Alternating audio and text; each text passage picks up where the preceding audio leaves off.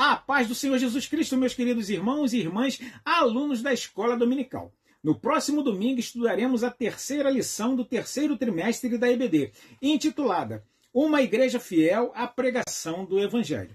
Enfatizaremos que o crescimento da Igreja de Jerusalém não era fruto de estratégias humanas, mas da fidelidade na pregação do genuíno Evangelho.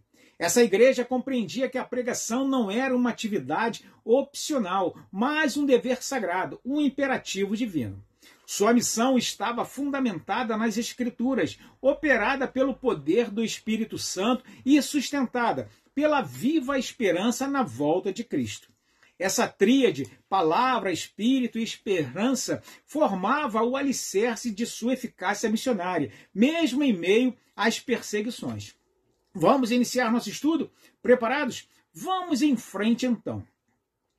A pregação da igreja primitiva começava pela apresentação de Deus, não como uma ideia filosófica, mas como Deus revelado nas Escrituras, o Deus dos patriarcas, dos profetas e, sobretudo, de Jesus Cristo. A base da pregação da igreja primitiva era a revelação do Deus único, soberano e criador, conforme ensinam as Escrituras. A palavra de Deus revela seu caráter, sua santidade, justiça, amor e misericórdia. Isso se observa no sermão de Pedro, onde ele afirma: o Deus de Abraão e de Isaac e de Jacó, o Deus de nossos pais, glorificou a seu filho Jesus. Atos 3,13. O Deus das Escrituras não é uma abstração, mas um Deus pessoal e atuante na história. As Escrituras são o meio pelo qual ele se dá a conhecer. A centralidade da pregação estava na pessoa de Cristo. A igreja entendia que todas as Escrituras apontavam para ele, como o próprio Cristo declarou: examinai as Escrituras, porque vós cuidais ter nelas a vida eterna, e são elas que de mim testificam. João 5,39. Os apóstolos não pregavam um Cristo desconectado do Antigo Testamento, mas como o cumprimento das promessas messiânicas. No sermão de Pedro, após a cura do coxo e também seu discurso diante do Sinédrio, fica claro que Jesus é o cumprimento das profecias messiânicas. A pregação fiel não apenas consola, mas também confronta o pecado, chamando ao arrependimento. A pregação da palavra jamais foi um discurso de autoajuda ou motivacional. Sempre esteve carregada de um apelo urgente ao arrependimento, fruto da confrontação direta ao pecado.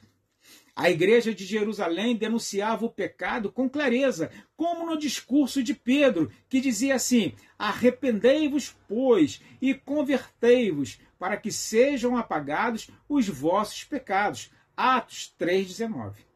A exposição das Escrituras revelava a santidade de Deus e a condição caída do ser humano, oferecendo, no entanto, a graça do perdão mediante Jesus. No segundo tópico, veremos que a eficácia da pregação não estava apenas no domínio intelectual das Escrituras, mas na capacitação sobrenatural do Espírito Santo. O próprio Jesus havia prometido: mas recebereis a virtude do Espírito Santo, que há de vir sobre vós, e ser-me-eis testemunhas. Está lá em Atos, capítulo 1. Pedro, antes temeroso, tornou-se ousado, após ser cheio do Espírito, pregando com convicção e autoridade. O termo fixar os olhos em Atos 3,4, no contexto da cura do coxo à Porta Formosa, ilustra não apenas a atenção física, mas também a sensibilidade espiritual. Isso reflete a atenção plena e a direção do Espírito sobre os apóstolos. A pregação no poder do Espírito não é mecânica, mas relacional, dirigida pelo discernimento espiritual e sensível às necessidades. A ação do Espírito Santo sempre visa exaltar Cristo. Jesus afirmou sobre o Consolador: ele me glorificará, porque há de receber do que é meu e vou-lo-á de anunciar. João 16,14. Assim, uma pregação cheia do Espírito não promove o pregador, nem práticas humanas, mas direciona todo louvor, honra e glória para Jesus Cristo, o Senhor. No último tópico, veremos que a Igreja de Jerusalém não se omitia diante da indiferença espiritual e da resistência da sociedade. Ela pregava com ousadia, advertindo sobre o juízo e chamando ao arrependimento. O mesmo alerta se aplica à sociedade contemporânea, que, assim como no primeiro século, vive indiferente às verdades espirituais. A igreja é chamada a ser voz profética no meio de uma geração perdida. A esperança cristã não se limita a este mundo. Desde seus primeiros dias, a igreja vivia na expectativa da volta de Jesus. A esperança da igreja era alimentada pela promessa da volta de Jesus. E a mensagem escatológica fazia parte da proclamação constante dos apóstolos.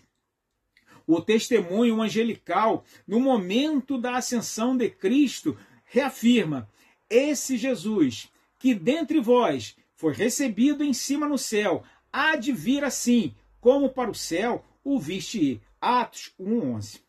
Essa esperança não era apenas um consolo, mas também um chamado à santificação e à vigilância, conforme 1 Pedro 1,15, que diz: mas como é santo aquele que vos chamou, sede vós também santos em toda a vossa maneira de viver. Concluímos reafirmando que a Igreja de Jerusalém é um modelo para a igreja de todos os tempos. Sua fidelidade à pregação das Escrituras, sua total dependência do Espírito Santo e sua viva esperança na segunda vinda de Cristo constituem elementos indispensáveis para uma igreja relevante, poderosa e eficaz. A Igreja de Jerusalém se tornou um modelo não apenas por sua estrutura, mas pela sua teologia vívida e proclamada. Seu exemplo ecoa até hoje, desafiando a igreja contemporânea a não negociar sua mensagem, não se dobrar às pressões culturais e permanecer firme no propósito de proclamar o Evangelho em sua totalidade. Em tempos de relativização da verdade, a igreja é chamada, mais do que nunca, a se manter firme, pregando a palavra de Deus, que revela o Senhor, testifica o Cristo, confronta o pecado e aponta para a gloriosa esperança da eternidade. Chegamos assim, meus irmãos, ao final deste vídeo. Esperamos que esta síntese de nossa terceira lição, do terceiro trimestre, tenha motivado cada um de vocês a estarem conosco no próximo domingo em uma escola dominical.